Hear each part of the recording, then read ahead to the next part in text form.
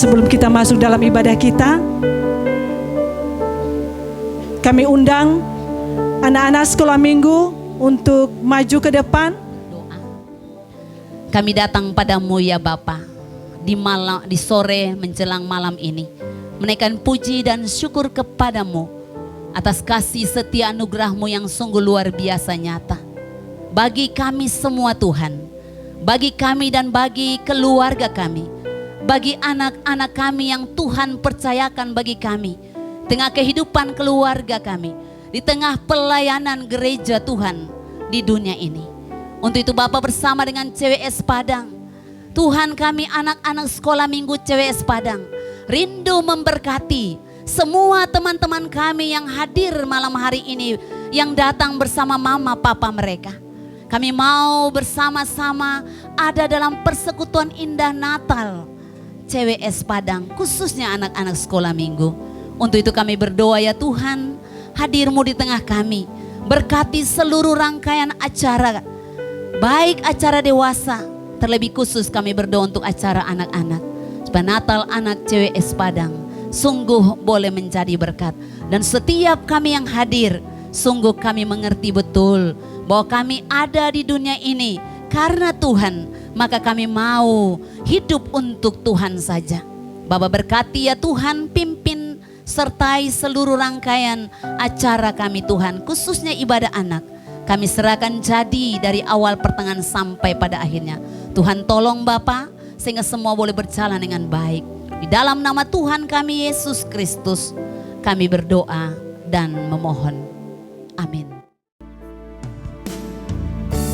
Berhadir, angin Natal pun terasa saat ini.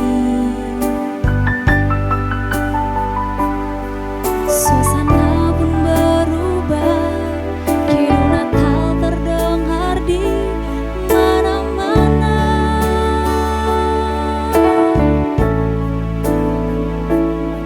Cahaya bintang di timur, orang Majus bawa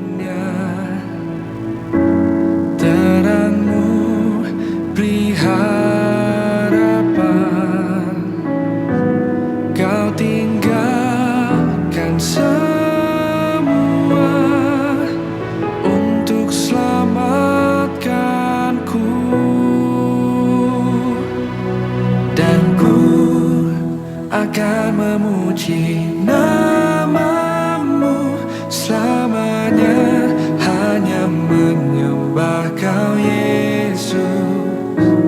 Kau juru selamatku, lahir di hatiku, mengubah hidupku.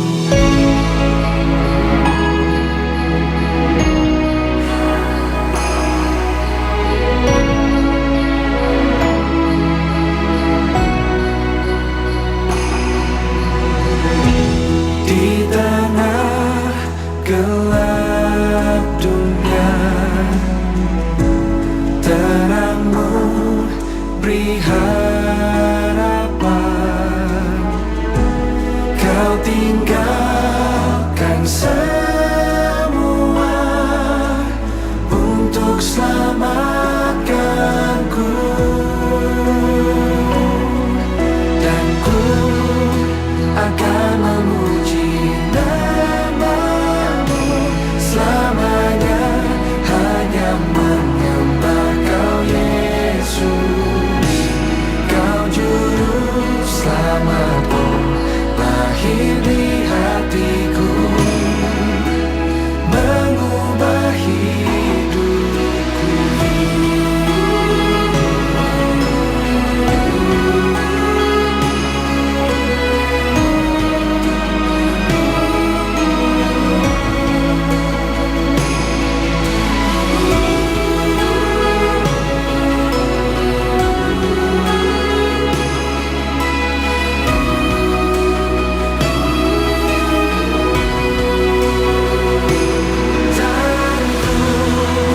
Akan memuji nama-Mu selamanya, hanya menyembah Kau Yesus. Kau juru selamatku, lahir di hatiku, mengubah hidupku. Dan ku akan memuji nama-Mu selamanya, hanya menyembah Kau Yesus. Kau juru selamatku, lahir di hatiku, mengubah hidupku, mengubah hidupku.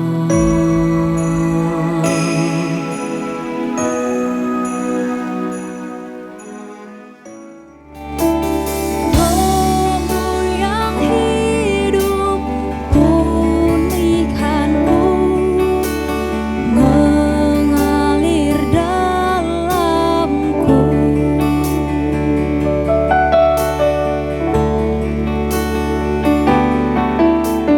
Jiwaku tenang bersama-Mu dalam naungan. Kami undang seluruh jemaat untuk bersama-sama melakukan Untuk jamahan berserah di hadirat. ambil Ambil alih seluruh hidupku di angkat-Mu, menyembah-Mu.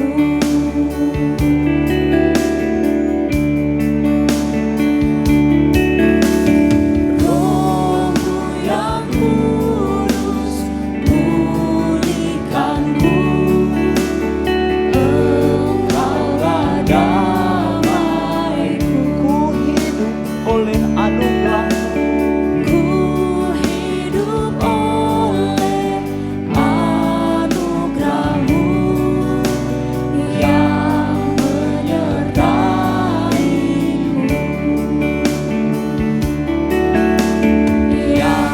Kami undang jemaat yang dikasihi Tuhan bangkit berdiri. Ku buka hati untuk jamahan jamah setiap kami Tuhan. Kami berserah kepadamu. Haleluya. Kau ambil alih seluruh hidupku, di altarmu menyembahmu. Ku buka hati, haleluya, untuk jamahan, berserah penuh di hadiratmu. Kau ambil alih seluruh hidupku, di altarmu menyembahmu.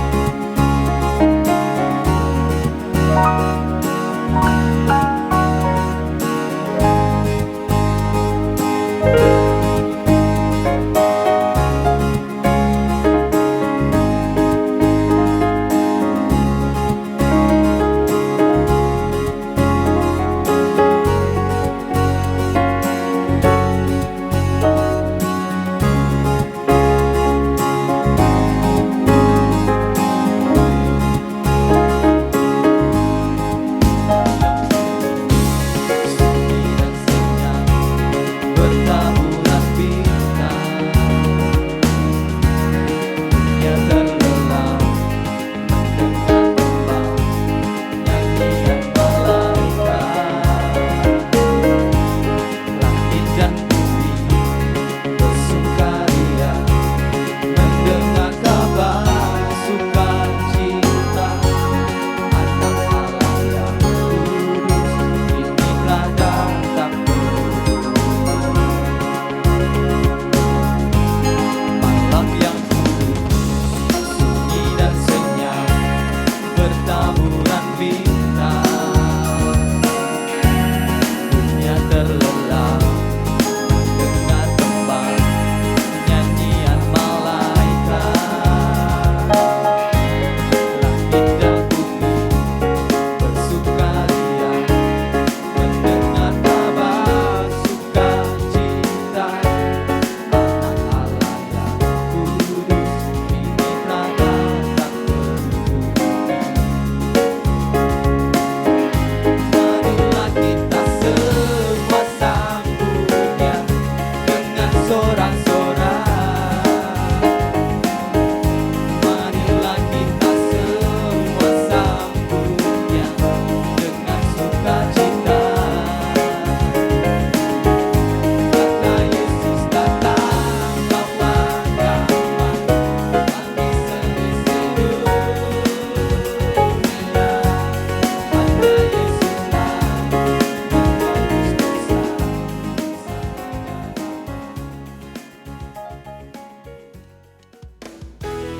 Dengan penuh sukacita memuji-muji Dia yang ajaib.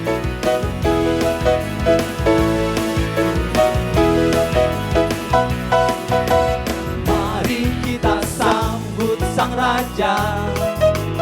Mari, mari, mari kita puji namanya. Dia yang maha mulia, Dia yang maha kuasa. Yesus, Yesus, Yesus namanya. Sekali lagi katakan, mari kita sambut.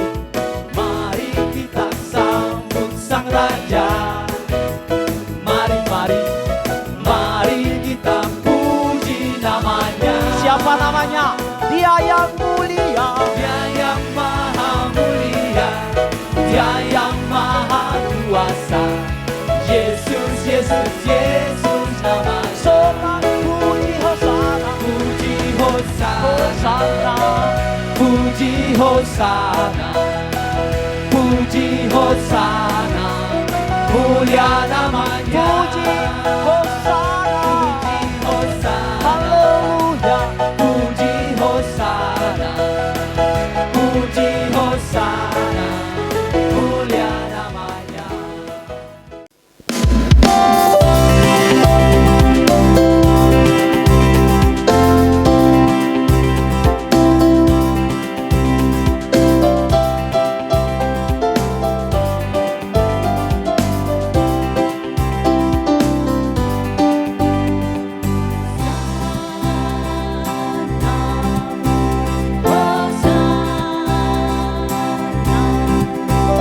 Angkat suara nyanyi Hosana, haleluya.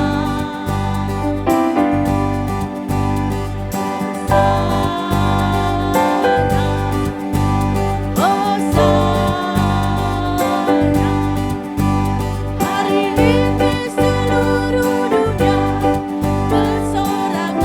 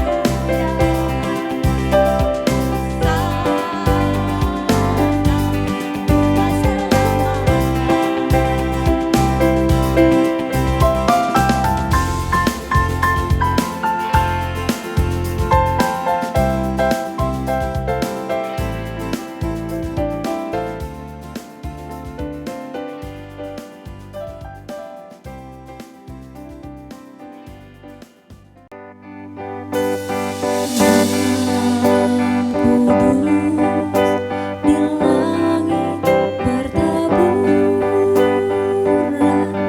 bintang gemilang terang benderang, terpancar kini sinar pengharapan yang dinantikan sekarang genap.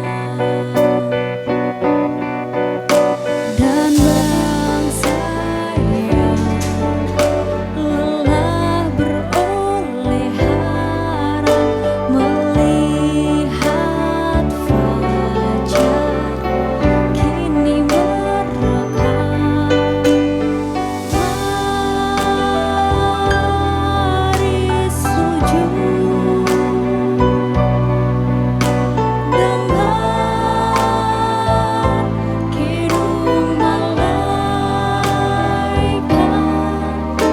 malam mulia, malam Kristus lahir, malam mulia,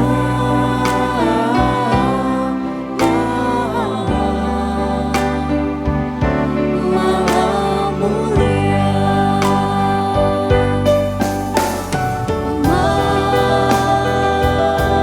Kita akan masuk di dalam penyalaan lilin utama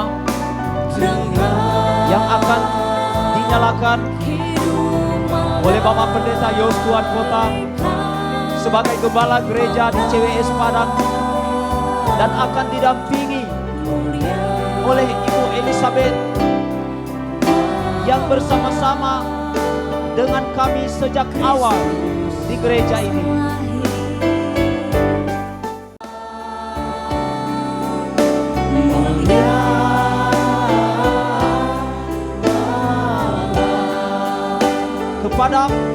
Bapak Gembala CWS Padang beserta dengan Ibu Elizabeth akan menyalakan lilin utama.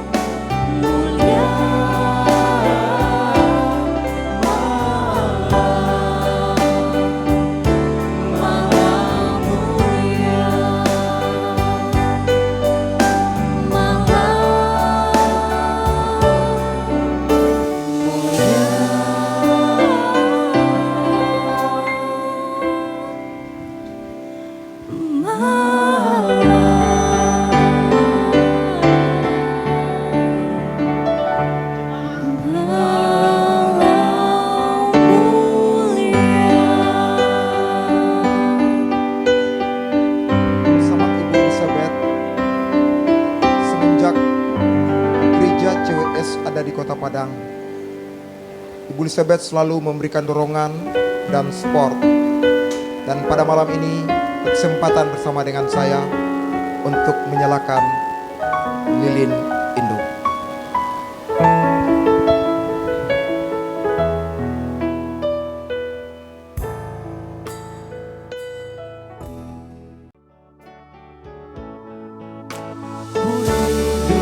Sabdamu, ku rindu firman-Mu, firman Tuhan Yesus yang merah dan berkuasa. Berfirmanlah Tuhan oleh kuasa Roh-Mu, kepadamu kami berserah. Sekali lagi kita katakan berkurindu sabdamu. Ini kata hati kami Tuhan. Ini kerinduan di hati kami. Merindukan firman-Mu yang berkuasa Tuhan. Berfirmanlah. Haleluya. Oleh kuasa Roh-Mu, kepadamu kami berserah. Berfirmanlah, berfirmanlah Tuhan.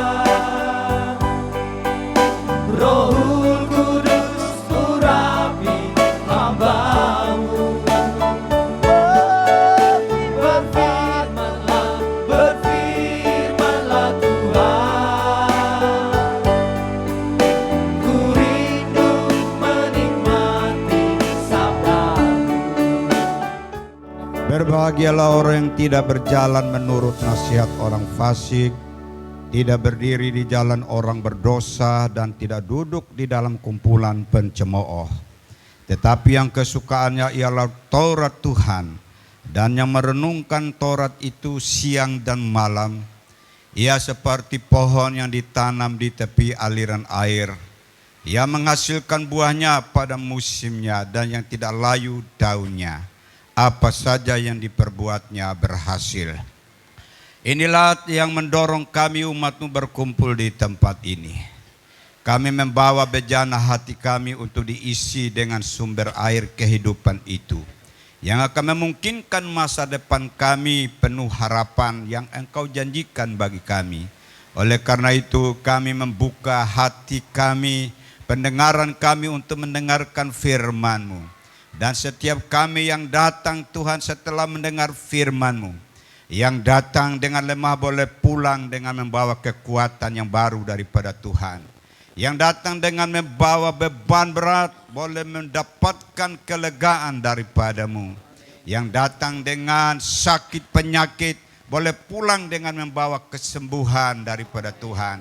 Yang datang dengan berbagai ikatan kuasa setan, kuasa iblis, boleh mendapatkan kelepasan daripada kuasa-Mu malam ini. Yang datang dengan membawa masa lalu, membawa dosa yang mereka lakukan selama ini, boleh pulang dengan membawa pengampunan daripada Tuhan. Karena itu ya Tuhan, datanglah Roh-Mu yang kudus, jamah setiap umat-Mu malam ini dengan jamahan tangan kasih-Mu yang penuh kuasa, sehingga mereka dapat menerima dan memahami pesan kebenaran firman-Mu malam hari ini, dan mereka boleh pulang dengan membawa berkat itu tadinya. Terima kasih Tuhan, hamba-Mu yang Tuhan percayakan untuk menjadi penyamu lidah-Mu, urapi hambamu dalam penyampaian kebenaran firman-Mu, urapi bibir, mulut, bahasa, kata-kata yang keluar dari mulut hambamu. Biarlah atas seizin-Mu saja Tuhan, kata-kata itu bisa keluar untuk menjadi berkat bagi umat-Mu malam ini. Karena itu hamba mempercayakan pemberitaan firman-Mu dalam tuntunan kuat kuasa Roh Kudus, di dalam nama Tuhan Yesus Kristus. Bersabdalah, kami sudah siap untuk mendengarkannya. Haleluya. Amin. Amin. Silakan duduk. Tuhan memberkati kita semuanya. Shalom. Sekali lagi, shalom. Yang Nias, Yahowu. Kurang kencang, Yahowu. Yang Batak, Horas. Wah. Yang Mentawai, Maron Sita. Haleluya. Yang orang Ibrani, Shalom. Yang orang Padang, Assalamualaikum warahmatullahi wabarakatuh. Loh, inilah keragaman kita di dalam Tuhan. Bahasa apapun Tuhan bisa pakai menjadi berkat buat kita sekalian. Malam ini kita merenungkan suatu topik yang sangat berat bagi saya. Topik ini berkata, aku datang supaya mereka mempunyai hidup dalam segala kelimpahan. Seumur-umurnya saya menjadi seorang hamba Tuhan, belum pernah saya membahas secara khusus tema ini. Tapi beberapa hari yang lalu hambanya Bapak Pendeta Yos Tuan Kota, mohon kesediaan saya untuk membagi firman Tuhan menjadi penyambung lidah Tuhan malam ini dan disodorkan tema ini. Ketika saya melihat tema ini, saya berkata, ya Tuhan, ampunilah Pak Yos yang memberikan tema yang berat untuk saya. Kenapa saya katakan berat? Saya jujur, seumur hidup saya menjadi hamba Tuhan, belum pernah saya mengupas tema ini secara khusus, hanya singgung-singgung lewat saja melalui tema yang lain. Mengapa? Karena bagi saya tema ini sangat berat. Dan tema ini terangkat dari firman Tuhan yang diungkapkan oleh Tuhan Yesus, berkata, pencuri datang hanya untuk mencuri, membunuh, dan membinasakan. Itu 10a. Dan 10b berkata, tetapi aku datang supaya mereka mempunyai hidup dan mempunyainya dalam segala kelimpahan. Saya sebagai seorang akademik juga, saya mencoba menyimak tema yang luar biasa ini. Saya mendapatkan 3 variabel. 3 variabel ini sangat luar biasa, dan saya menemukan berkat juga, menambahkan juga iman saya dan pengetahuan saya tentang teologi yang terkandung di dalam Yohanes 10 ayat yang ke-10 ini. Suatu hal yang paling berat. Kenapa? Karena statement Yesus ini adalah suatu statement yang tegas dan sangat berani. Yang belum pernah dan tidak pernah diucapkan oleh seorang pemimpin agama manapun dalam sepanjang sejarah peradaban manusia. Permisi tanya, pemimpin siapakah yang pernah membuat statement seperti ini? Pemimpin agama terbesar manakah yang pernah membuat statement seperti tema ini? Aku datang supaya mereka mempunyai hidup. Bukan hanya hidup, tapi memiliki hidup dalam segala kelimpahan. Numpang tanya, siapakah pemimpin agama yang seperti ini, yang pernah mengungkapkan statement seperti ini? Kalau ada, tolong kasih tahu siapa namanya, agama mana, berasal dari mana, bahasanya apa, hobi makan minumnya apa. Saya sebagai seorang hamba Tuhan juga yang suka belajar buku sejarah, belum pernah menemukan statement seperti ini. Karena mengungkapkan statement ini adalah sesuatu statement yang sangat berbahaya. sangat riskan.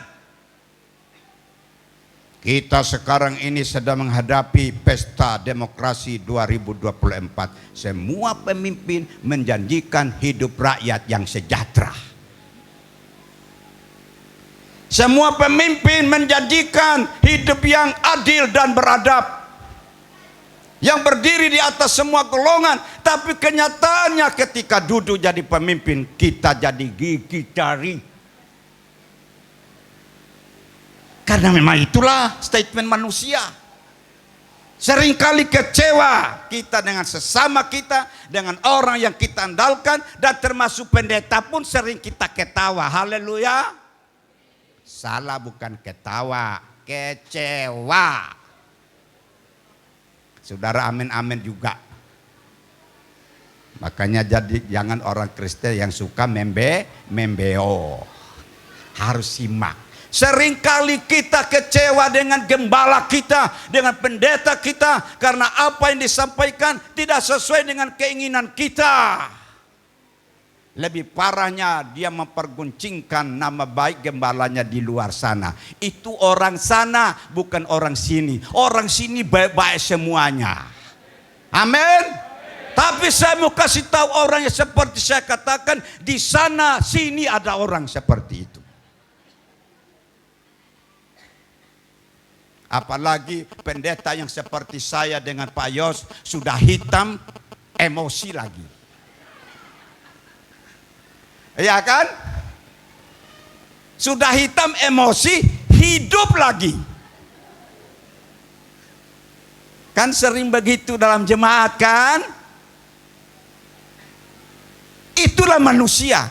Tapi hari ini kita menemukan suatu sosok yang berani menegaskan, aku datang supaya kamu mempunyai hidup dan mempunyainya dalam segala kelimpahan. Kenapa tidak satu tokoh pun di dunia ini yang berani memberikan statement seperti ini? Karena sangat riskan, resikonya berat. Bayangkan dia datang untuk memberikan hidup yang berkelimpahan. Siapa yang berani begitu? Saya baca Alkitab dari Kejadian sampai Wahyu sudah berulang-ulang. Khotbah sudah ribuan kali di mana-mana. Nggak berani aku mengatakan, oh pendeta Titus datang supaya jemaat boleh memiliki hidup dalam segala kelimpahan. 1 bulan khotbah, jemaat bukan berkelimpahan tapi amburadul. Maka pendeta mengatakan, usir pendeta ini, omong kosong. Dia janji untuk memberikan hidup yang berkelimpahan, tapi nyatanya amburadul jemaatnya. Ekonominya hancur-hancuran. Mana janjinya, aku datang supaya kamu memperoleh hidup. Bukan hanya hidup, tapi memperolehnya dalam segala kelimpahan. Enak sekali perkataan ini. Saudara-saudara, khotbah Natal ini nggak boleh panjang-panjang. Tapi tema ini membuat saya khotbahnya panjang-panjang. Kalau panjang khotbah saya, jangan salahkan saya, salahkan Bapak Pendeta Yos. Yang membuat tema seperti ini, setelah saya kaji, ada 3 variabel. Sebetulnya banyak variabel. Kalau Bapak Pendeta kasih lagi namanya pencuri datang hanya untuk mencuri, membunuh dan membinasakan. Oh, variabelnya banyak sekali. Sampai besok pagi kita nggak pulang-pulang. Karena saya harus menjelaskannya sejelas-jelasnya, semampu saya dicerahkan oleh Roh Kudus. Baik Bapak Ibu, ayat ini kan sudah kita hafal ya. Dalam terjemahan baru ini kalimatnya seperti ini tadi. Pencuri datang hanya untuk mencuri, membunuh dan membinasakan. Tetapi aku datang supaya mereka boleh mempunyai hidup dan memilikinya, mempunyainya dalam segala kelimpahan.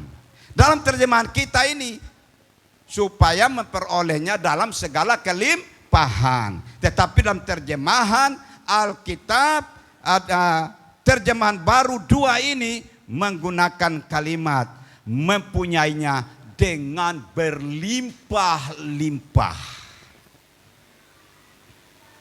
Mempersingkat waktu, saya mau dengan pertolongan Roh Kudus akan menjelaskan. Poin pertama dari kalimat ini, Yesus berkata, "Aku datang."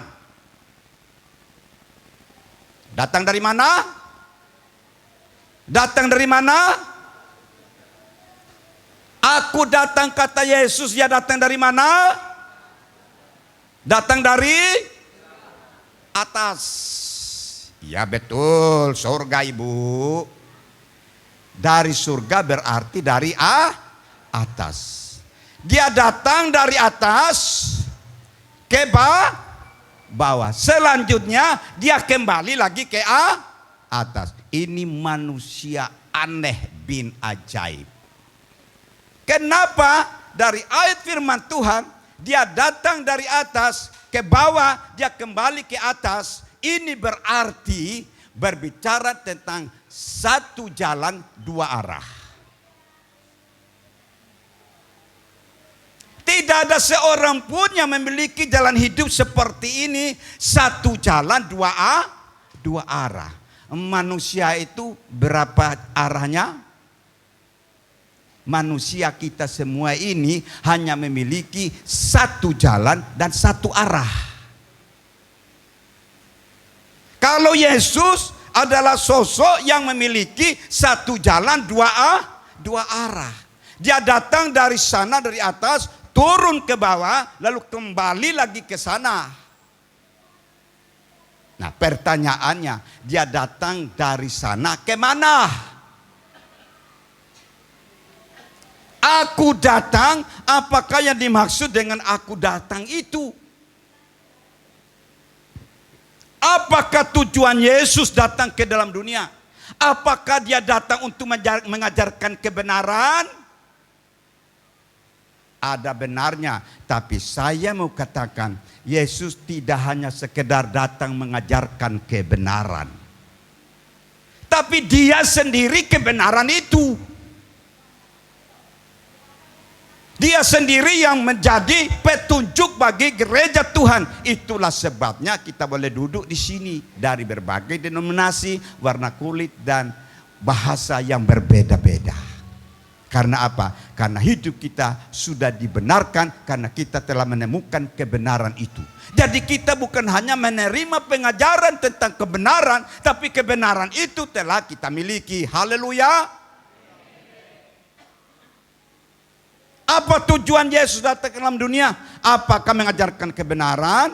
Apakah menyembuhkan orang sakit? Benar. Banyak orang sakit yang disembuhkan oleh Yesus. Yang lumpuh bisa berjalan, tuli mendengar, bisu bisa berbicara, lumpuh bisa berjalan, yang mati bisa dibangkitkan.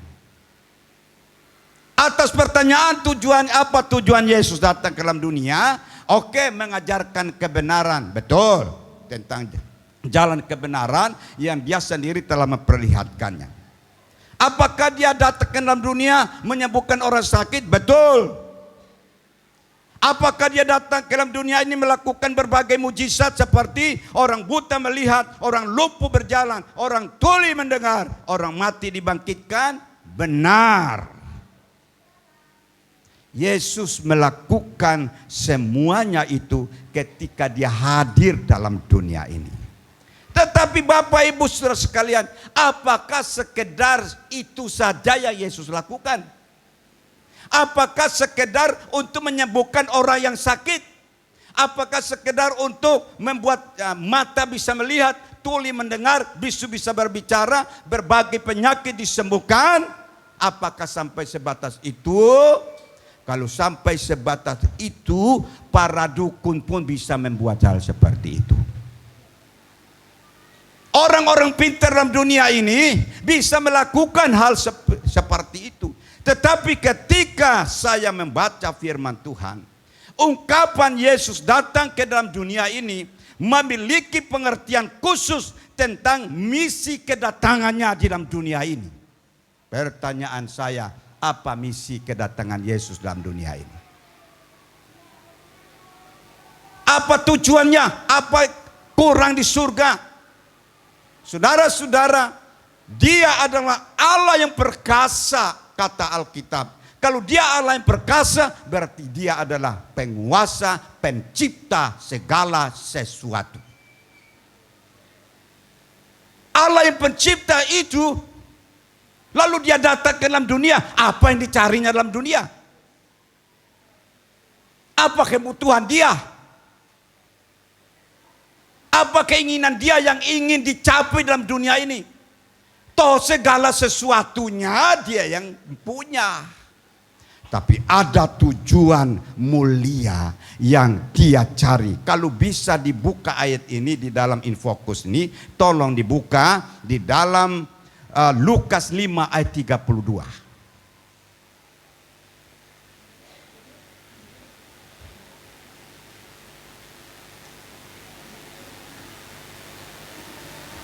Jadi tujuan Yesus datang ke dalam dunia yang pertama, aku datang bukan untuk memanggil orang benar, tetapi orang berdosa supaya mereka bertobat.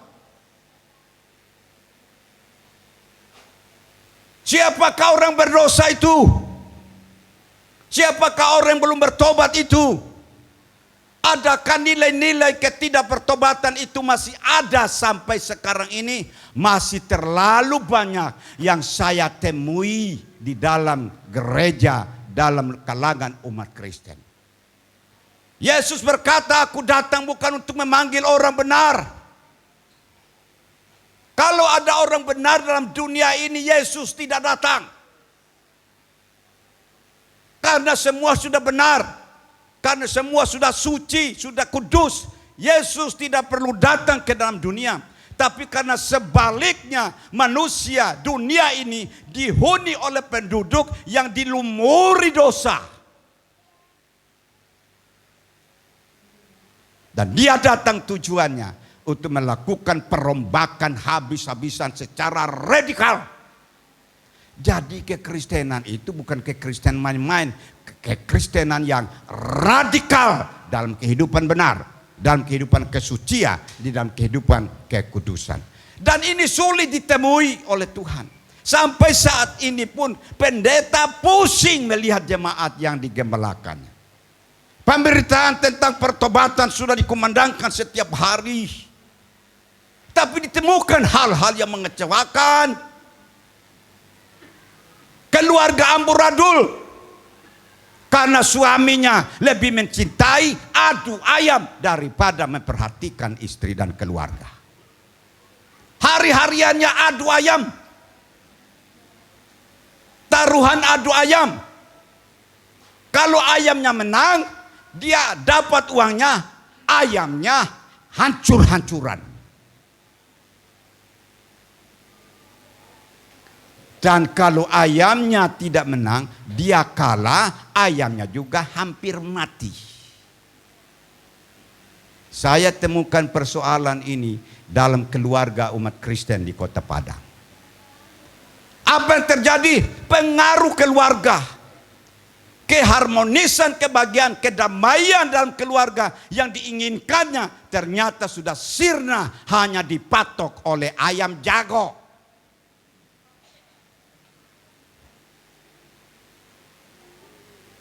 Kalau dosa bekerja seperti itu, jika dosa bekerja tidak mau tahu dengan siapa-siapa yang ada di sekitarnya, termasuk istri pun, ayam itu menjadi istri pertama dia.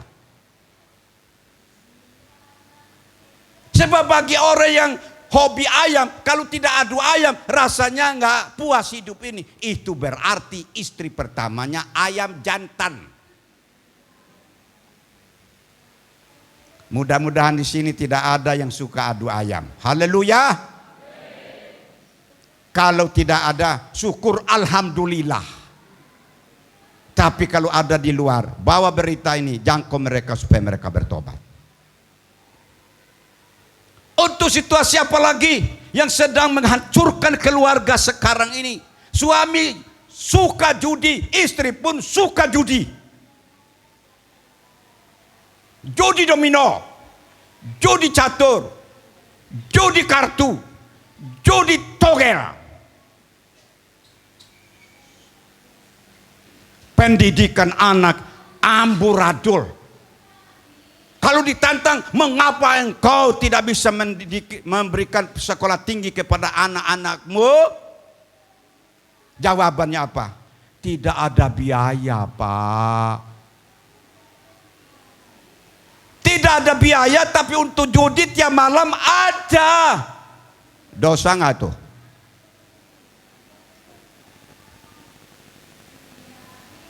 Belum lagi tiap malam tidak mempedulikan keluarga. Asik dengan teman ngobrolnya.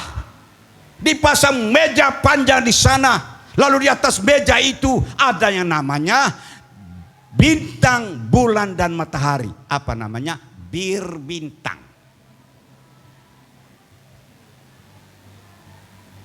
Saya perlu menyampaikan hal ini Bapak Ibu. Karena fakta, saya bicara soal fakta. Saya sebagai hamba Tuhan sedih.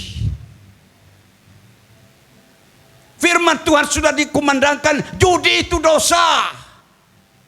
Mabuk-mabuk itu dosa. Narkoba itu dosa. Perselingkuhan dosa.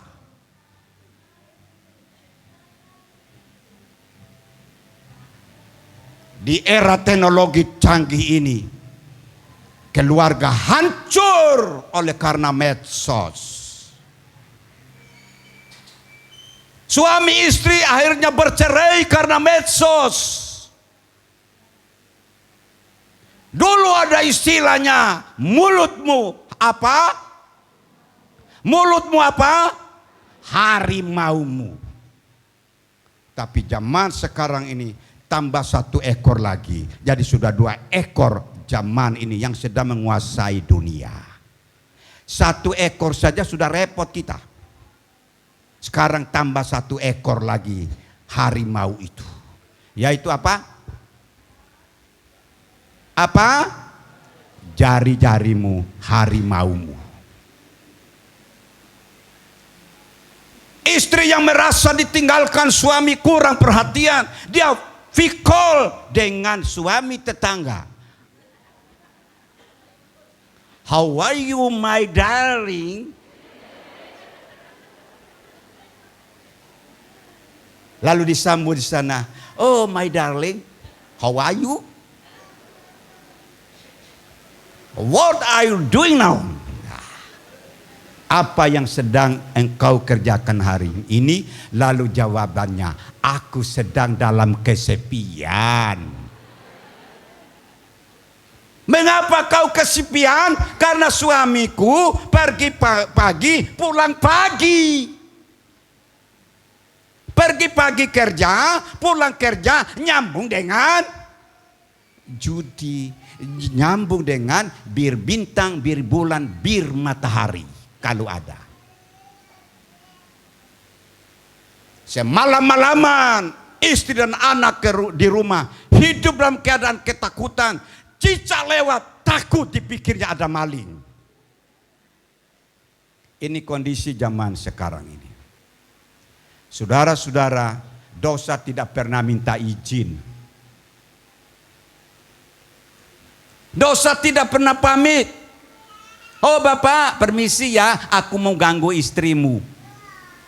Enggak pernah. Apa yang terjadi? Perkawinan antara harimau dengan harimau, hasilnya apa? Thomas Hobbes mengatakan, Homo homini lupus. Perkawinan antara 2 harimau melahirkan serigala. Thomas Hobbes mengatakan, melihat situasi dunia yang dikuasai oleh dosa ini, dia menggambarkan kondisi yang hancur itu hanya dengan istilahnya Homo homini lupus. Homo homini lupus artinya manusia menjadi serigala bagi sesamanya. Bukankah kondisi ini sedang terjadi perang melalui medsos? Buat berita hoax di mana-mana. Berita sampai ke suaminya, kau tahu nggak istrimu sedang jalan sama orang lain sementara engkau sedang bekerja. Apa nggak terbakar hati suami? Padahal kenyataan itu tidak benar. Terbakar emosi, jadilah perang dunia. Ini kuasa si jahat, kuasa dosa sedang menghasilkan buah, dan buah dosa itu akan menuju kepada kematangannya. Kita sekarang sedang hidup di zaman yang tidak main-main lagi. Itulah sebabnya aku datang ke dalam dunia untuk bukan memanggil orang benar, tetapi orang berdosa supaya mereka bertobat. Selama engkau tidak bertobat, selama itu juga hidupmu tidak nyaman. Masalah terbesar zaman sekarang ini adalah masalah keluarga. Masalah rumah tangga. Karena memang itu yang sedang diincar iblis. Kalau rumah tangga, hubungan suami istri kacau, maka gereja juga akan kacau. Kalau anak-anak kita terlibat dalam dunia narkoba, hidup di dalam dunia gelap, sering pergi ke pelacuran, lalu melahirkan penyakit namanya HIV/AIDS, itulah hasil karya iblis. Jadi apa yang terjadi? Tidak ada langkah lain kecuali suami istri, anak, orang tua sekarang sadar, ya Tuhan ampunilah kami. Ya Tuhan, aku membuka hati bagimu. Aku orang berdosa. Aku sering menyia-nyiakan waktu untuk istriku. Aku menyiapkan waktu untuk anak-anakku. Aku menyiapkan waktu untuk beribadat kepadaku. Kini aku masuk dalam dunia yang sangat berbahaya. Tuhan, aku tidak mau terpikat olehnya. Aku mau tidak terjerat di dalamnya. Aku mau berubah ya Tuhan. Pada saat itu dalam kondisi seperti itulah Yesus akan berkata, kini aku datang kepadamu. Keterbukaan hatinya dia berkata begini, marilah kepadaku semua yang letih lesu dan yang berbeban berat, aku akan memberi kelegaan kepadamu. Pertanyaannya, masalah apakah yang sedang Bapak Ibu hadapi saat ini? Tapi saya mau katakan, tiada dosa yang paling gelap, paling berat, yang tidak bisa diselesaikan oleh Tuhan. Kalau engkau datang kepada Tuhan dan berkata, berperkaralah kepada Tuhan, sekalipun dosamu seperti merah seperti kain kirmisi, akan disucikan menjadi putih seperti salju.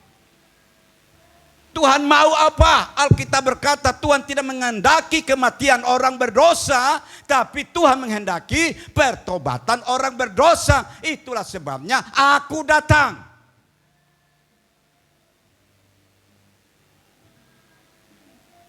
Ayat berikut, Lukas 19 ayat 10. Jangan salahkan saya Pak Yos. Ini tema berat bagi saya. Variabelnya banyak. Tapi saya ambil 3 saja. Ini baru variabel 1. Belum 2 ini. Ini sudah 1 saja, ini udah 40 menit ini. Tambah 40 menit, hitung aja. Lalu tambah 40 menit ke depan. Tahan aja duduk. Sebab anak manusia datang untuk mencari dan menyelamatkan yang apa? Menyelamatkan apa? Yang hilang. Pertanyaannya apa yang hilang di sini? Apa yang hilang? Pertama, kita hilang dari persekutuan dengan Tuhan. Tugas panggilan gereja ada 3 paling sedikit. Yang pertama panggilan koinonia. Koinonia berbicara tentang persekutuan secara vertikal dan horizontal. Kata bahasa daerah saya adalah habdul minallah dan habdul minanas. Ini yang terlepas dari hidup kita. Kita kehilangan persekutuan dengan Sang Pencipta, mengakibatkan terjadinya kegersangan batin, kekosongan batin. Karena sudah putus hubungannya dengan Tuhan. Roma 3 ayat 23 berkata, semua manusia telah berbuat dosa dan telah kehilangan kemuliaan Allah, kesucian Allah, kekudusan Allah, persekutuan dengan Allah sudah hilang dari pribadi manusia. Untuk itu Yesus datang ke dalam dunia. Kehilangan apa lagi? Kehilangan damai sejahtera. Kehilangan sukacita dari batin suami, dari batin istri, dari batin anak-anak. Orang tua berantakan. Orang ayah ke timur, ibunya ke barat. Anak-anak bingung mau pilih yang mana. Istri rajin ke gereja, suami pergi ke tempat yang sesuka-suka dia. Lama-kelamaan istri kehilangan perhatian. Ke gereja tidak pergi, judi iya, togel iya, malam-malam berjam-jam di sana. Pulang ke rumah istri anak-anak sudah tidur. Istri tidak tahu jam berapa dia pulang, anak-anak pun tidak tahu, hampir anaknya tidak kenal muka bapaknya. Karena ayahnya pagi-pagi pergi, anak-anaknya masih tidur. Bapaknya pulang dari kerja karena pulang pagi, anaknya sudah tidur. Sehingga satu kali waktu seorang ayah pulang, anak-anaknya bergaul dengan anak-anak yang beranda di lingkungannya. Begitu ayahnya datang, "Hei kau anjing, dari mana?" Karena pengalaman anaknya dengan lingkungan, dan dia tidak pernah mengenal bapaknya. Muka bapaknya seperti apa, dia tidak kenal. Karena dia pergi pagi, anaknya masih tidur. Dia pulang pagi juga, anaknya masih tidur. Terus begitu setiap hari sampai anaknya tidak bisa mengenal ayahnya. Ini kondisi orang yang sedang terhilang. Kehilangan. Jadi dia datang untuk itu. Saya mempercepat waktu karena saya lihat di belakang sudah batu-batu. Aku datang, koma.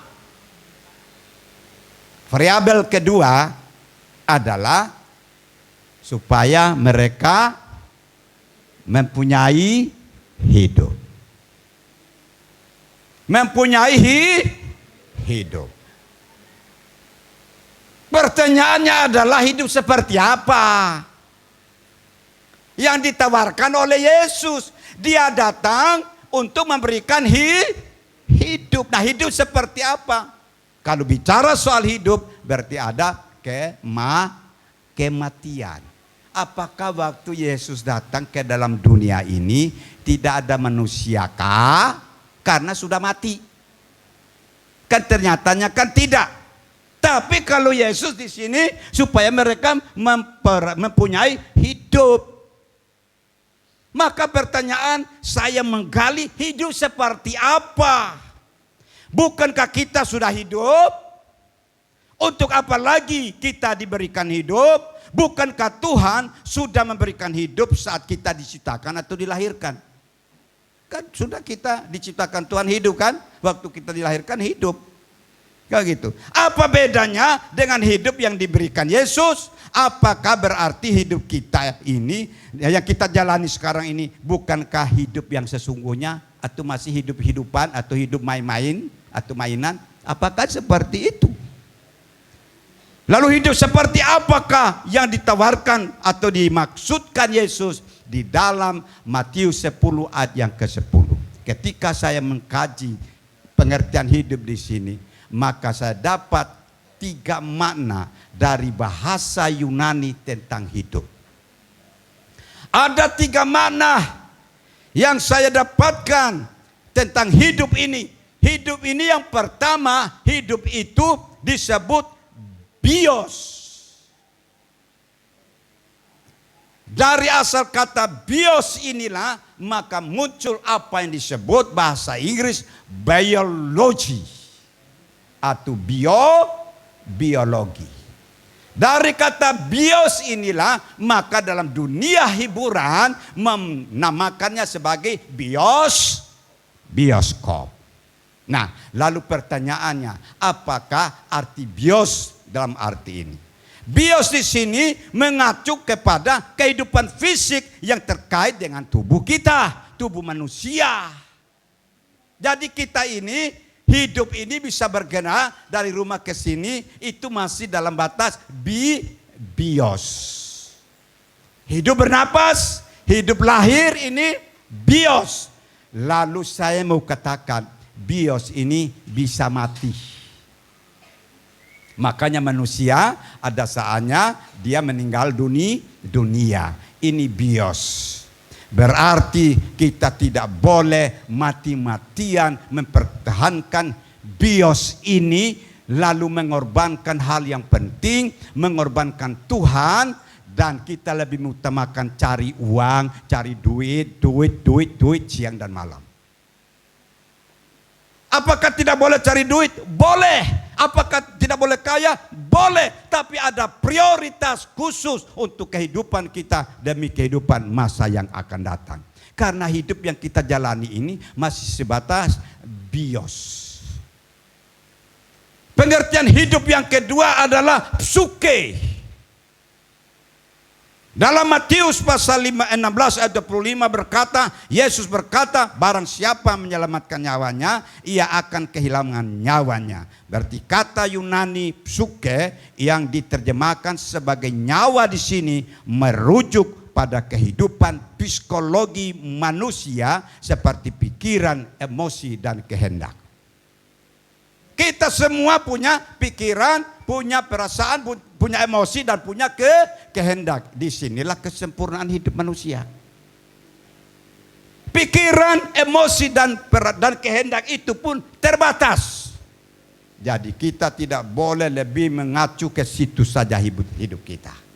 Karena dia terbatas. Begitu kita meninggal, emosi juga sudah tidak ada, pikiran juga sudah tidak ada, kemauan sudah tidak ada. Itu kehidupan juga.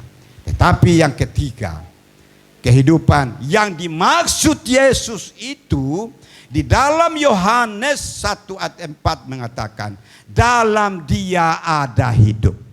Dalam Yesus yang aku datang itu ada hidup. Karena itu Dia berkata, aku datang supaya kamu mempunyai hidup. Hidup seperti apakah? Dalam bahasa Yunani itu disebut kata zoe. Z-O-E. Zoe. Zoe ini mengacu kepada kehidupan abadi, kehidupan kekal, kehidupan yang tiada taranya, dan kehidupan yang tidak diciptakan. Kehidupan kita ini adalah kehidupan yang diciptakan. Tetapi hidup yang dimaksud Yesus itu adalah hidup yang abadi, hidup yang kekal, hidup yang tidak diciptakan, dan hidup itu ada di dalam Yesus.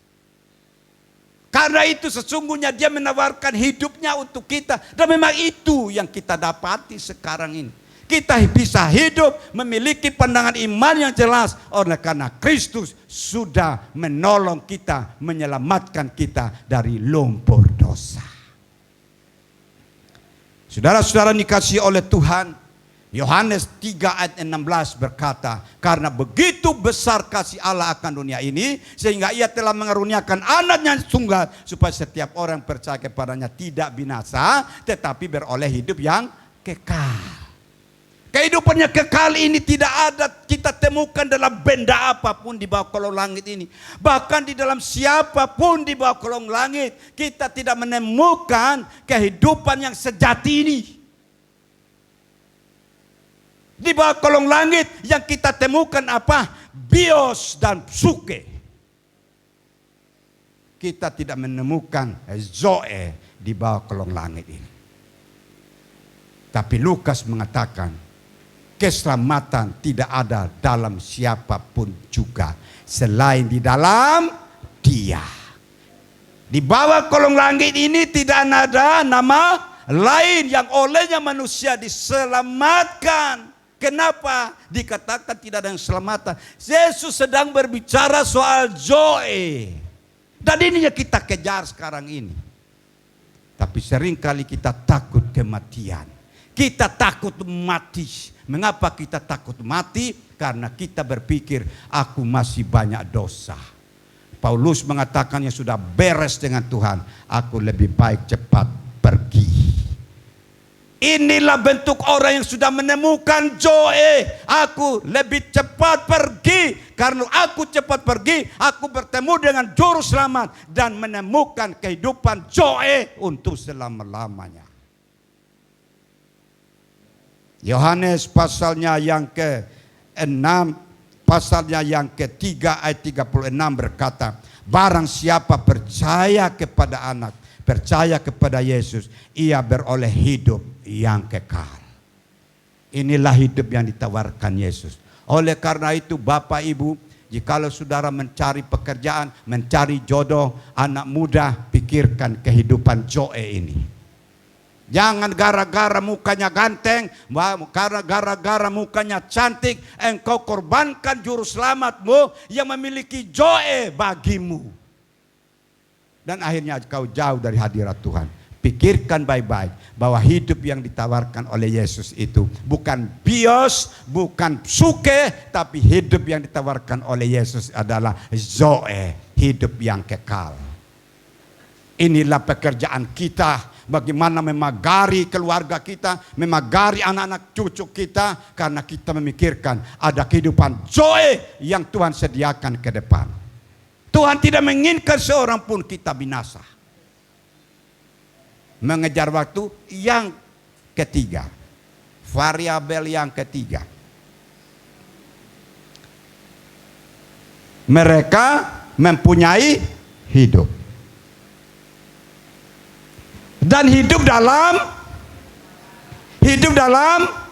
ini enak sekali. Khotbah malam ini untuk saya ini yang pekerjaanku sedang hancur. Tapi saya mau katakan dalam terjemahan baru yang kedua ini, hidup dalam segala kelimpahan, menggunakan kalimat hidup dengan berlimpah-limpah.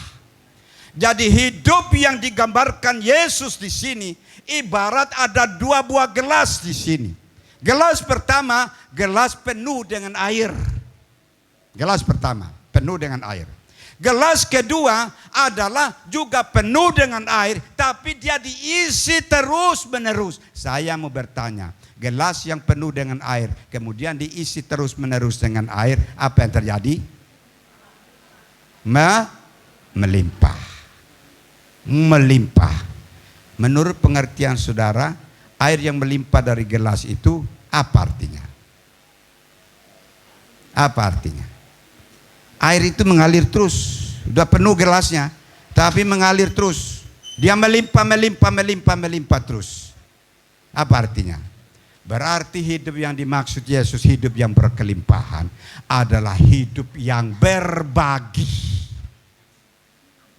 Saya kasih sebuah cerita tentang peristiwa aktual yang terjadi kurang lebih tahun 1889. Cerita ini adalah dialami oleh seorang misionaris India yang bernama Sadhu Sundar Singh. Sadhu Sundar Singh ini adalah seorang penganut agama Hindu awalnya.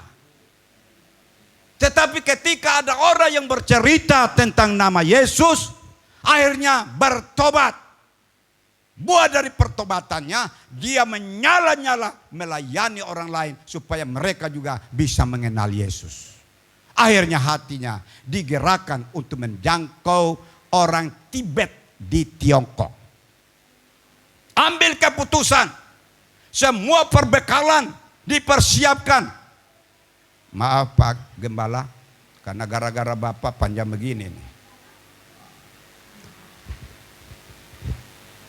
Lalu dia mengajak satu orang teman yang sudah dia layani selama ini untuk terlibat di dalam pekerjaan penginjilan. Akhirnya Sadhu Sundar Singh mengajak dia lalu berangkat menuju ke Tibet dengan perjalanan kaki.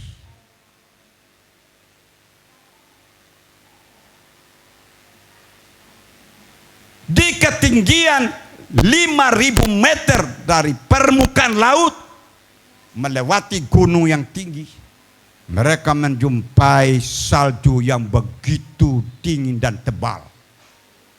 Mereka menemukan masalah. Dua penginjil ini kedinginan. Bayangkan Bapak Ibu, dinginnya nama juga 5.000 kaki di atas permukaan laut, kedinginannya tidak bisa kita bayangkan. Tapi mereka harus melewati itu untuk mencapai Tibet. Begitu sampai di Tibet, tiba-tiba Sadhu Sundar Singh bersama dengan temannya dikejutkan dengan seorang yang sedang terkapar jauh di sana. Dari kejauhan dia melihat, oh ini manusia, pasti orang ini sudah mati. Didorong oleh keinginan untuk mengetahui bagaimana keadaan orang ini, Sadhu Sundar Singh lalu mendekatinya dan dia melihat ini manusia yang sedang terkapar, sudah tak berdaya. Lalu timbul dalam hatinya, apakah orang ini masih hidup atau mati? Kemudian berusaha dia mencoba menggoyang badan orang itu. Ketika dia menggoyang, ternyata ada gerakan kecil sebagai suatu tanda bahwa dia masih hidup. Sekarang persoalannya adalah dalam hatinya Sadhu Sundar Singh, ini orang harus ditolong. Tapi persoalannya bagaimana dengan temanku yang satu ini. Mereka berdiskusi. Sadhu Sundar Singh mengatakan, bagaimana menurut pendapat? Temannya mengatakan, kau kan tahu perjalanan kita begitu masih jauh, kondisi dingin, perbekalan kita pun sudah cukup untuk membuat kita menanggung beban berat. Jadi tidak perlu kita menghiraukan orang seperti ini, kata temannya. Tapi Sadhu Sundar Singh mengatakan, lalu apa artinya engkau datang menginjil dengan mengumandangkan kasih? Di manakah kasihmu? Mendengarkan tantangan dari Sadhu Sundar Singh, temannya mengambil keputusan meninggalkan dia di situ, lalu pergi sendiri berjalan kaki menuju ke Tibet. Seorang diri. Sadhu Sundar Singh melihat orang ini perlu ditolong. Akhirnya dengan segala ketulusan hati dia menggendong si orang yang sakit itu, lalu dipanggulnya dengan dua beban yang ada di pundaknya, perbekalan dia dengan orang yang sedang sekarat ini. Dia berjalan, dia minta kekuatan, oh Tuhan, aku sedang dalam keadaan payah. Aku punya beban dengan perbekalan, perjalanan masih jauh, ditambah cuaca sudah sangat dingin. Aku tidak sanggup Tuhan. Tapi dia tetap bertekad, dia memanggul itu orang yang sedang sekarat. Dia berjalan dengan tertatih-tatih, dia tetap berusaha memanggul dan memeluknya. Sejauh lagi, beberapa jauh di sana, dia melihat lagi ada orang yang terkapar di sana. Lalu hati Sadhu Sundar Singh berkata, oh Tuhan, beban apa lagi yang kau berikan kepadaku? Sungguh aku tidak mampu. Kau lihat, aku punya beban perbekalan dan ada orang yang susah juga aku panggul di sini. Ya Tuhan, aku tidak mampu. Dia dengan penasaran, dia berjalan mendekati orang yang sedang terkapar lagi di sana. Ketika sampai di orang yang sedang terkapar itu, dia goyang-goyang. Dia goyang-goyang, tidak ada tanda kehidupan. Dia goyang-goyang untuk memastikan lagi tidak ada tanda kehidupan. Dan akhirnya dia meyakini orang ini sudah meninggal. Tetapi Sadhu Sundar Singh masih penasaran juga. Ini orang macam apakah ini? Karena dia terpelungkup. Dia berusaha membalikan muka orang itu ke atas. Dan siapa tahu siapakah orang meninggal ini? Yang meninggal adalah temannya sendiri yang telah meninggalkan dia. Sadhu Sundar Singh mengatakan, berpikir mungkin orang ini sudah sampai di sana, sudah sampai ke Tibet, tapi ternyata dia mati di sini. Dan oleh karena itu temannya ditinggalkan, orang yang dipanggil sama dia dipanggil lagi, dia berjalan dan akhirnya tiba di tujuan. Pendek kata, orang yang dipanggilnya dia sembuh. Kenapa sembuh? Karena dalam perjalanan antara suhu panas tubuh daripada Sadhu Sundar Singh dengan panas tubuh si penyakit itu saling membagi. Akibat dari suhu panas itu bukan hanya orang yang sakit itu ditolong, tapi juga jiwanya diselamatkan. Apa artinya ini? Inilah arti hidup yang berkelimpahan.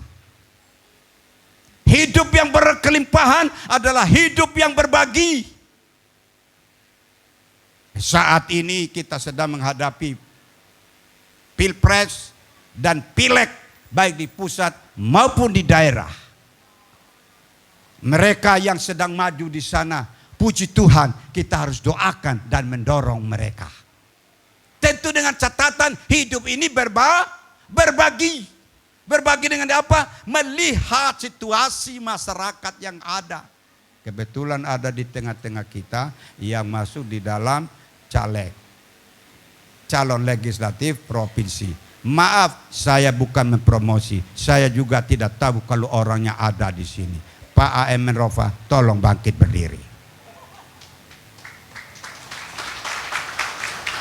Saya bukan tim suksesnya, tapi saya sedang menjelaskan tentang hidup kekristenan, hidup yang berbagi.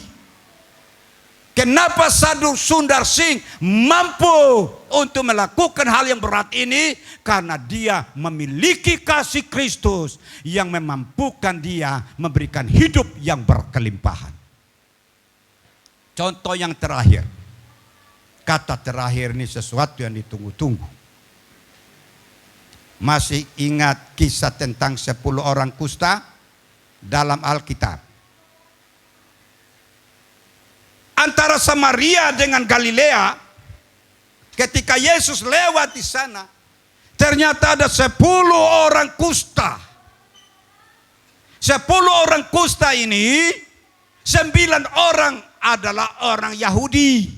Dan yang 1 orang adalah orang Samaria. Mereka memiliki masalah yang sama, sakit kusta. Lalu mereka berteriak begini, Yesus, kasihanilah kami. Atas seruan itu timbullah hati Yesus, tergeraklah hati Yesus oleh belas kasihan. Tapi pada waktu itu Yesus tidak seperti sekarang ini, ayo ke sini, aku doa dan tumpang tangan, maka mujizat Tuhan akan datang. Tidak. Ketika mereka telah berteriak minta tolong, Yesus berkata, kalian ke sini. Dan Yesus hanya memerintahkan, oke, aku sudah dengar teriakanmu, tapi aku minta, pergilah kepada imam, perlihatkanlah dirimu. Bayangkan Bapak Ibu, orang yang masih kusta datang kepada Bapak Gembalanya dan dia berkata, kau pergi ke pendetamu, perlihatkan dirimu. Kira-kira apa yang terjadi? Dia akan bilang begini, pendeta kita taliti gonyo ala putih. Tapi ini suatu perintah. Bagaimana bisa menuruti? Akhirnya cerita Alkitab, mereka pergi untuk memperlihatkan diri kepada para imam. Sementara mereka ini orang kusta ini kan orang-orang yang najis. Orang-orang yang tersisih. Orang-orang yang terisolir dari pemuka agama. Karena dalam kalangan orang Israel, kalau orang yang kusta itu bukti daripada kutukan Tuhan karena dosa mereka banyak. Karena itu mereka disingkirkan. Sekarang Yesus datang, kamu pergi memperlihatkan dirimu ke sana. Dan Alkitab berkata, ketika di tengah jalan, tiba-tiba semuanya tahir. Semuanya sembuh dari kustanya, mujizat terjadi. Lalu Alkitab berkata, dari 10 orang itu hanya 1 orang Samaria yang kembali berterima kasih kepada Tuhan. Yang 9 orang itu tidak tahu harus mereka pergi kemana. Dari cerita ini, maka hidup yang berkelimpahan itu adalah hidup yang tahu mengucap syukur atas kebaikan Tuhan yang dialami dalam kehidupannya. Jadi kita semua jangan mengukur kelimpahan kita dari sudut materi. Sudut materi itu hanya pelengkap kebaikan Tuhan kepada kita. Orang komunis pun bisa kaya, orang ateis pun bisa kaya kalau kita berpatokan soal materi. Tapi lebih dari itu, orang percaya yang sudah dijamah hatinya selalu ada ucapan syukur kepada Tuhan. Bersyukur buat istri yang Tuhan berikan, bersyukur buat suami, bersyukur buat anak yang Tuhan berikan, bersyukur buat orang tua. Jaga dan peliharalah yang diberikan Tuhan kepada kita. Itulah hidup yang berkelimpahan. Saudara hadir bersama-sama dengan keluarga, itu juga bagian daripada hidup yang berkelimpahan. Tidak harus berlimpah uang banyak di bank. Usaha kita sukses, tidak harus itu, walaupun itu memang kita harus usahakan. Tapi hidup yang berkelimpahan itu adalah bagaimana kita membagi perasaan, membagi susah di tengah-tengah kesulitan kita sendiri. Saya menunjukkan kecil saja kebaikanku. Kadang-kadang begini, saya di lampu merah, ada orang yang saya lihat sangat berat, sakit kusta, itu jari-jarinya sudah puntung, semua jari-jari. Saya lihat dompet saya, hanya ada 1 helai, jumlahnya 50.000 rupiah. Tergerak hati oleh belas kasihan, saya kasih.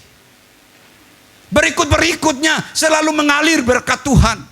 Dan karena itu saya tidak perlu khawatirkan tentang hidup ini.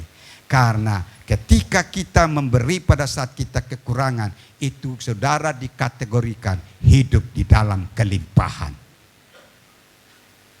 Ya Pak Menrofa, bawa pesan ini. Jika Tuhan memilih Bapak menjadi anggota legislatif di provinsi, bawalah hidup yang berkelimpahan ini. Perjuangkanlah penderitaan umat, perjuangkanlah penderitaan masyarakatmu. Ini adalah kalau Bapak duduk di sana, berarti ini umatmu semuanya. Dan dia bergantung kepada keputusan Bapak-Bapak yang ada di sana. Aman apa tidak gereja beribadah? Ada juga pada kehadiran seorang anggota legislatif yang takut akan Tuhan. Kalau ada program yang melecehkan, yang kurang adil tentang komunitas kita, Bapak-bapak di sana hadir sebagai penyambung lidahnya Tuhan. Dan jangan lupa Pak, gereja dikasih perpuluhan. Ini yang enak. Tapi jangan takut, saya bukan pendeta yang suka mengemis. Kalau mereka kasih, syukur alhamdulillah. Tidak kasih pun kita tetap berdoa bagi mereka yang duduk di sana. Karena mereka duduk di sana untuk menjadi berkat yang berkelimpahan bagi banyak orang. Haleluya. Mari kita bangkit berdiri. Tuhan memberkati kita. Mari tim musik naik. Kita naikkan pujian yang mengatakan, kasih Allahku sungguh telah terbukti. Haleluya. Mohon maaf Pak Gembala, Bapak yang kasih tema sama saya, sehingga saya nggak tahu berapa jam saya ngomongin. Mungkin sudah lapar, sudah capek dari jam 5. Saya juga minta maaf, saya pikir tadi mulainya jam 6, ternyata mulainya jam 5. Syukur alhamdulillah saya masih diizinkan untuk berkhotbah. Kasih Allahku.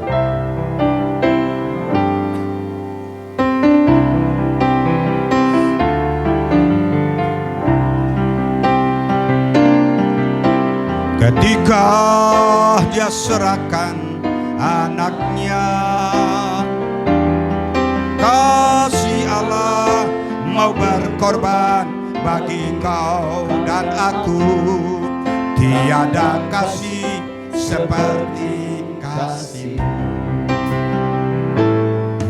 Kasih Allahku sungguhlah terbukti ketika Dia serahkan anaknya. Kasih Allah mau berkorban bagi kau dan aku. Tiada kasih seperti kasih. Katakan bersyukur, bersyukur, bersyukur, bersyukurlah, bersyukur karena kasih setiamu.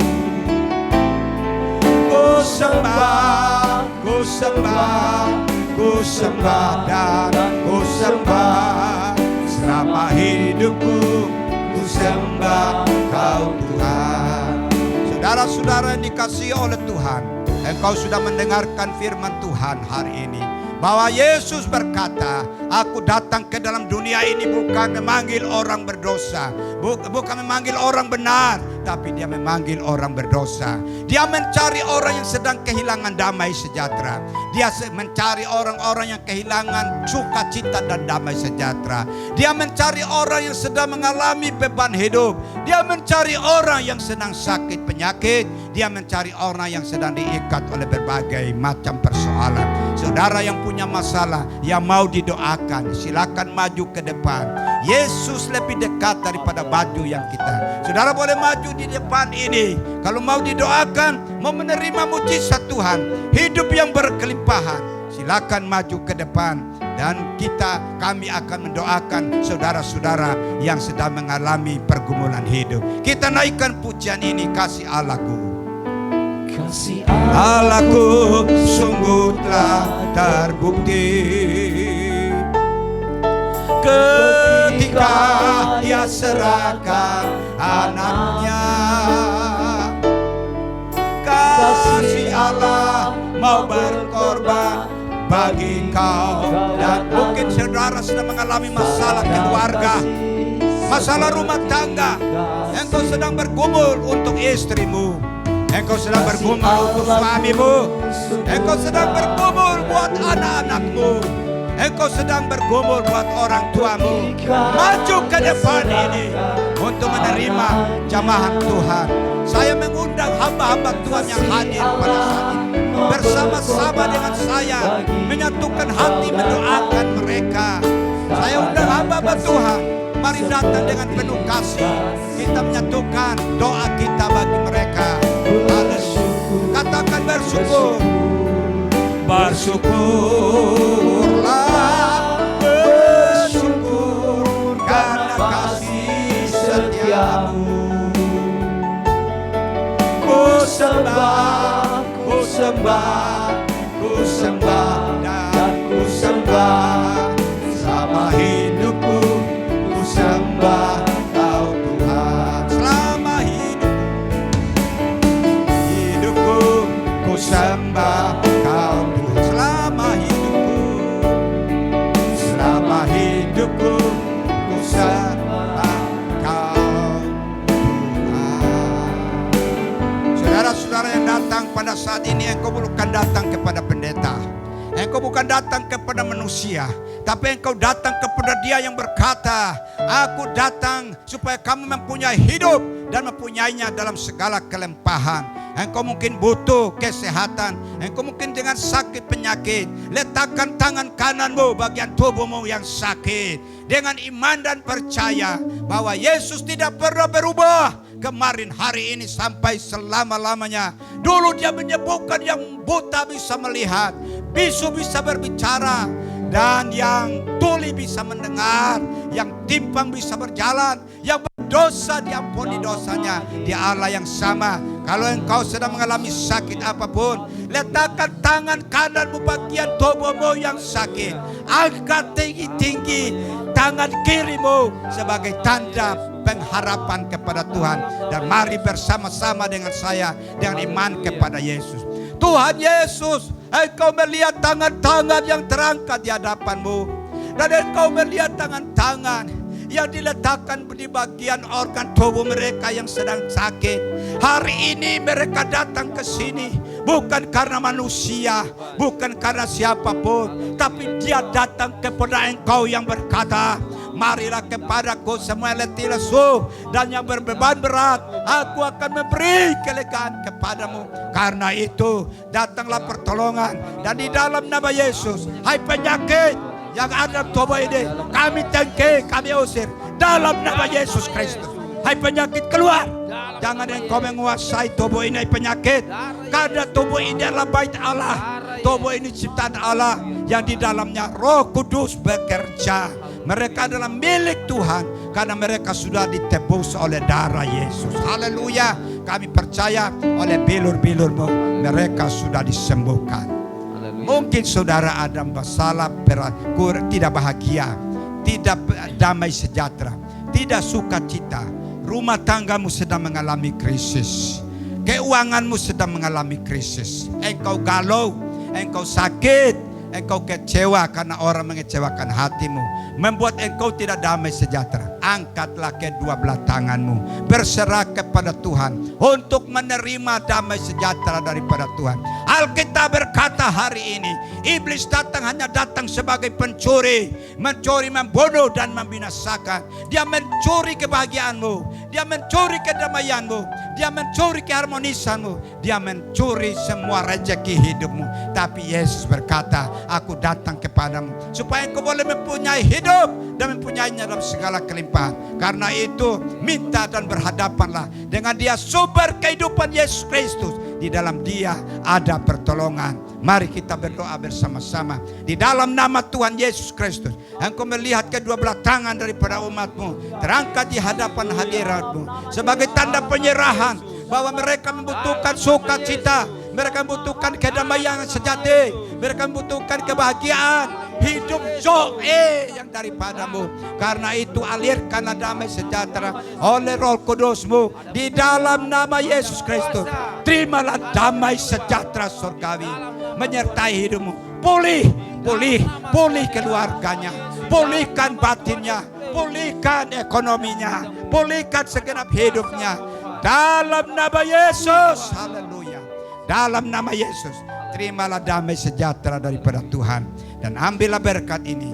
Tuhan menyertai engkau sekarang sampai selama-lamanya. Di dalam nama Yesus kami berdoa dan mengucap syukur. Haleluya. Amin. Beri kemuliaan bagi nama Tuhan. Kembali dengan iman ke tempat duduk. Engkau sudah ditolong dan diberkati oleh Tuhan. Tuhan Yesus memberkati Bapak Ibu. Haleluya. Rintangan yang datang menghalangi, namun karena kasih-Nya ku dapat menghalaukan. Apa kami bersyukur Tuhan, Engkau baik bagi kami.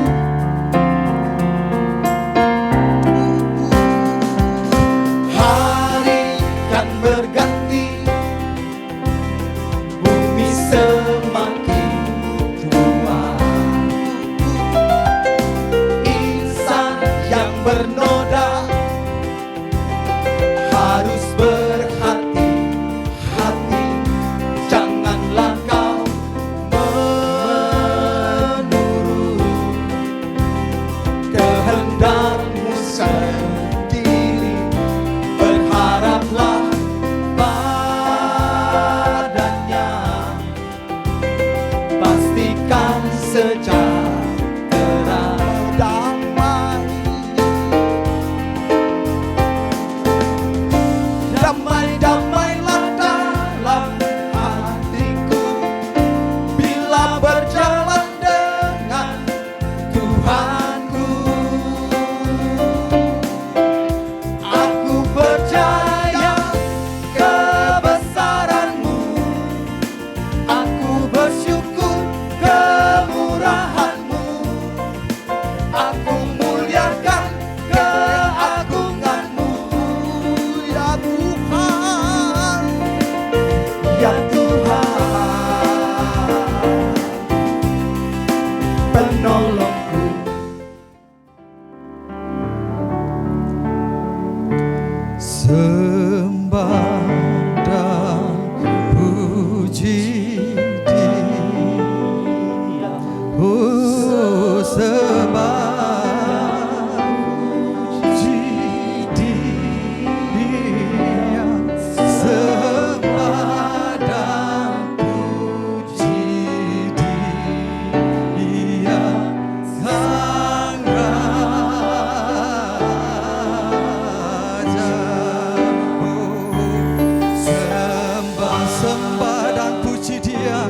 Dengan sikap doamu kita katakan sembah dan puji Dia, puji Dia, sembah dan puji Dia. Oh Sang Raja, oh Sang Raja, katakan sekali lagi sembah dan puji Dia. Haleluya.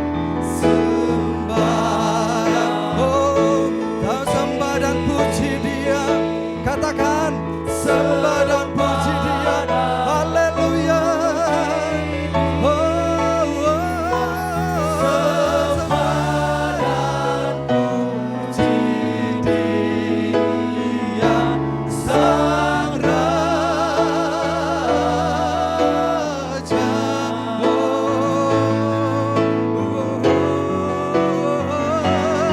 Sembah dan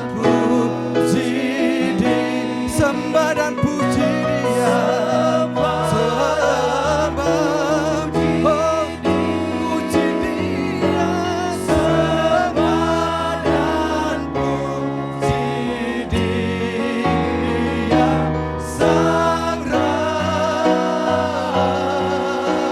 Oh sembah dan puji Dia, sembah dan puji Dia, Sang Raja.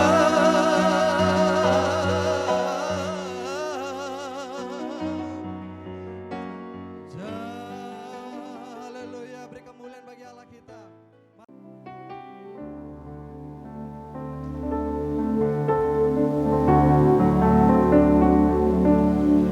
Yesus menjawab lebih dari yang kudoakan. Yesus mendengar lebih dari yang kuharapkan. Dengan caranya di waktu yang tepat, ku kan melihat Ia jadikan semua.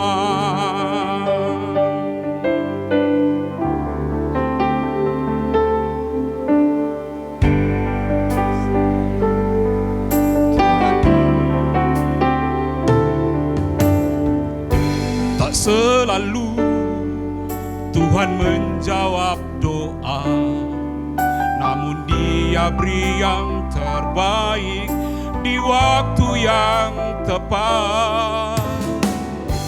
Izinkanlah Tuhan untuk bekerja, yang mustahil menjadi mungkin oleh karena percaya.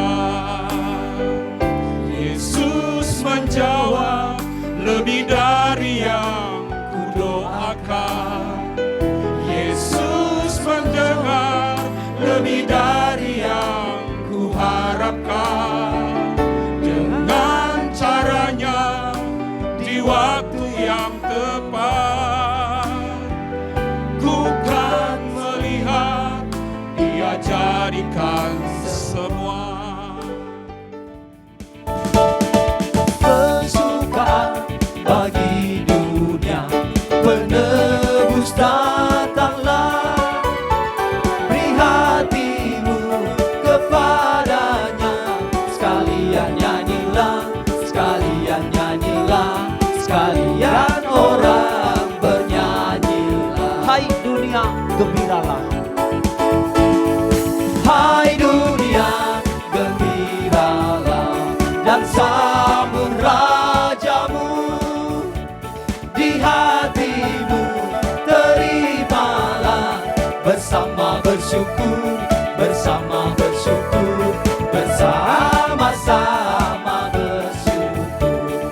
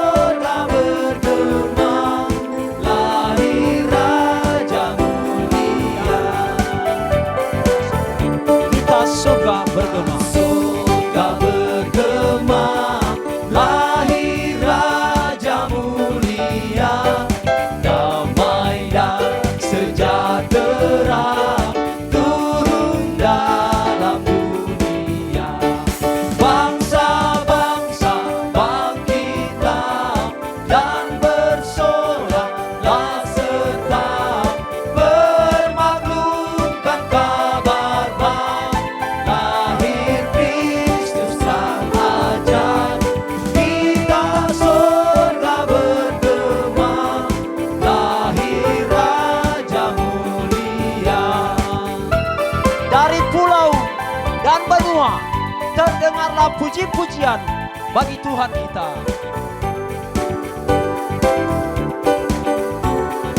Dari pulau dan benua terdengar selalu terus lagu puji yang semua di hadapan penebus.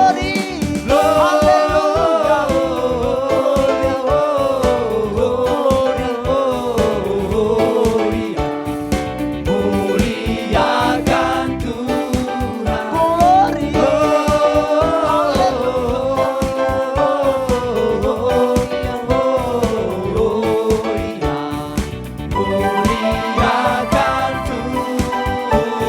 sekali lagi dari pulau dan benua. Dari pulau dan benua terdengar selalu terus lagu puji yang semua di hadapan penebus.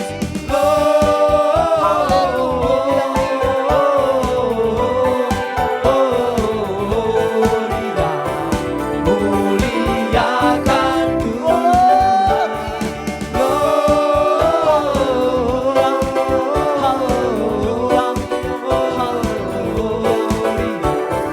Muliakan Tuhan.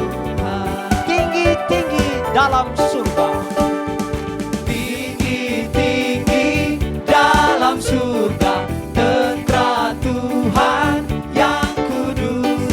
Tak lelah bernyanyi juga bagi nama penebus.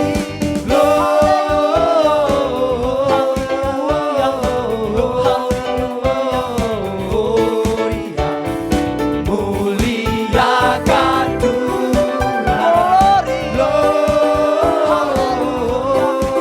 Puji Tuhan. Muliakan Tuhan. Dari pulau dan benua. Dari pulau dan benua terdengar selalu terus lagu puji yang semua di hadapan penebus. Puji Tuhan. Muliakan Tuhan.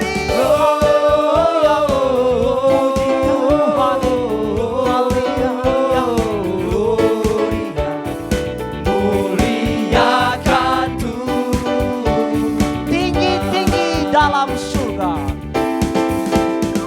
Tinggi-tinggi dalam surga.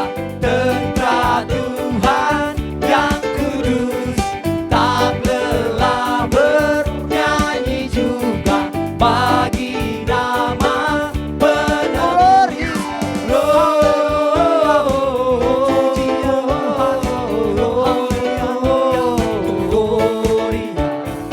Muliakan Tuhan.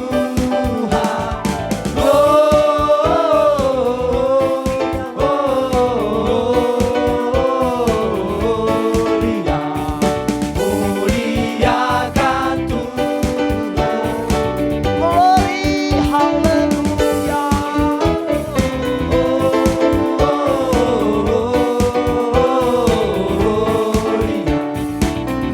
Muliakan Tuhan.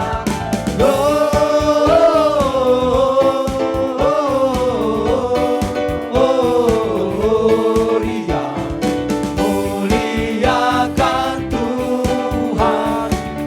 Muliakan Tuhan. Muliakan Tuhan.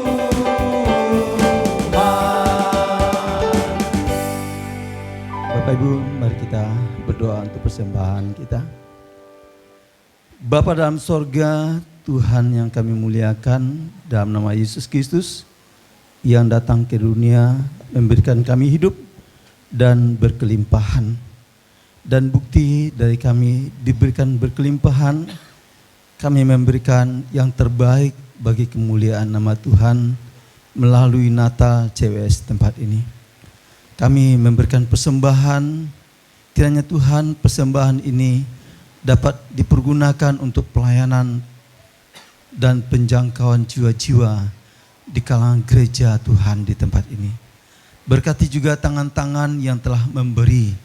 Engkau perhitungkan jerihlah mereka masing-masing, bahkan Engkau kembalikan berlipat kali ganda. Terima kasih Bapa, kami memberi dengan penuh ucapan syukur. Dalam nama Tuhan Yesus kami berdoa. Amin.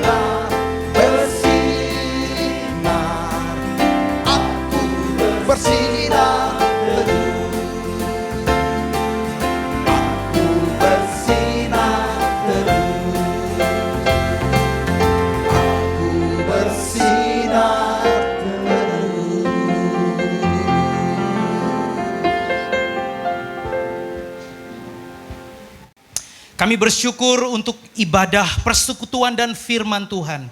Kami bersyukur Tuhan untuk sukacita di dalam perayaan Natal pada malam hari ini Tuhan. Kami bersyukur sebagai tubuh Kristus. Kami boleh dipersatukan. Kami boleh dikuatkan oleh kebenaran firman-Mu yang Kau beritakan melalui hamba-Mu, Pendeta Titus. Dan kami akan kembali dalam panggilan kami sebagai seorang yang beriman kepada Kristus. Dan biarlah kami boleh melakukan firman yang telah kami dengar. Biarlah kami boleh terus bersinar, bercahaya seperti bintang-bintang di langit. Dan orang-orang yang melihat perbuatan kami, mereka akan memuliakan Bapa di surga. Dan mereka akan datang kepada Kristus. Inilah doa kami Tuhan. Jemaat Tuhan, terimalah berkat Tuhan.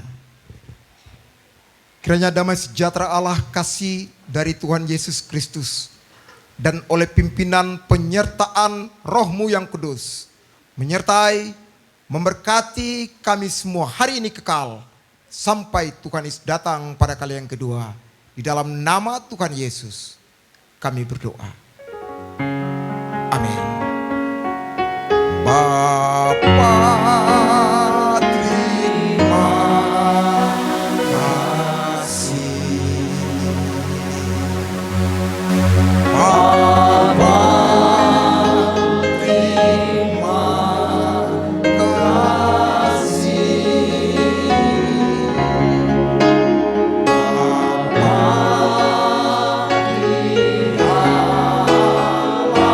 surga,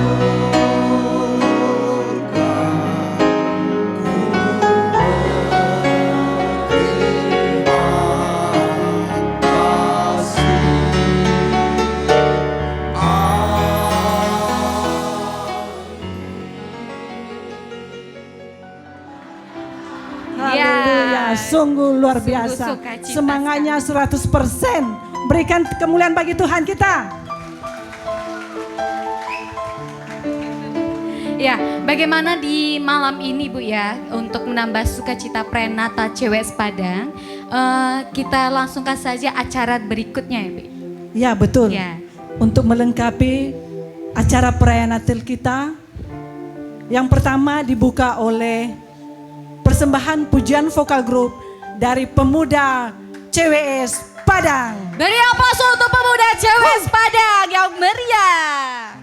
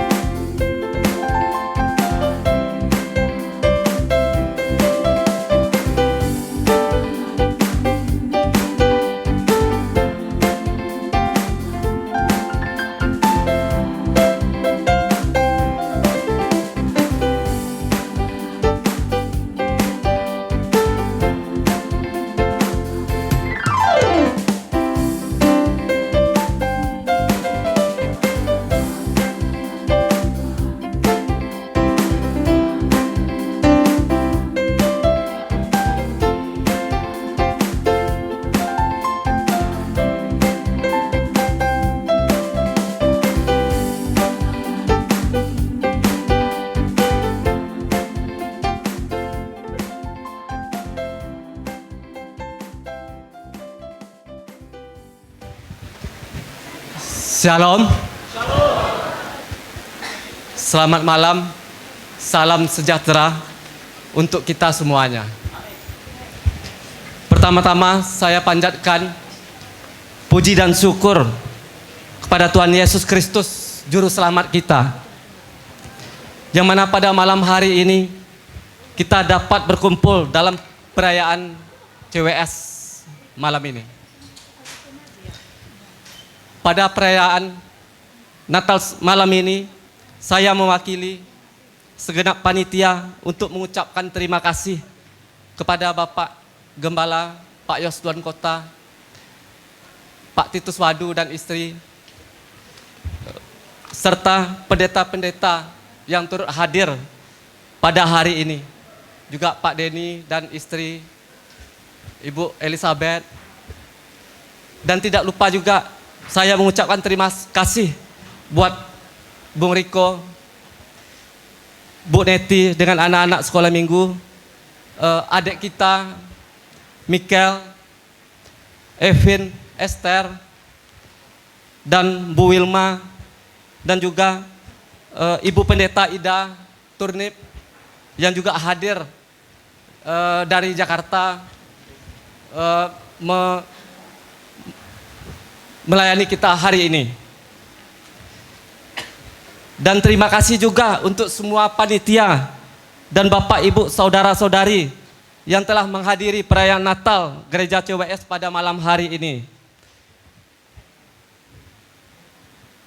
Saya juga mengucapkan terima kasih kepada seluruh donatur dan pihak yang terlibat dalam penyelenggaraan Natal sehingga acara kita dapat terlaksana malam ini.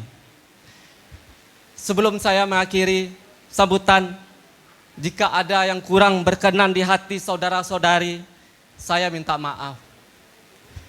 Demikianlah kata sambutan ini. Semoga Tuhan selalu menyertai dan memberkati kita semuanya. Selamat Natal 2023 dan selamat tahun baru 2024. Tuhan Yesus memberkati kita. Salam.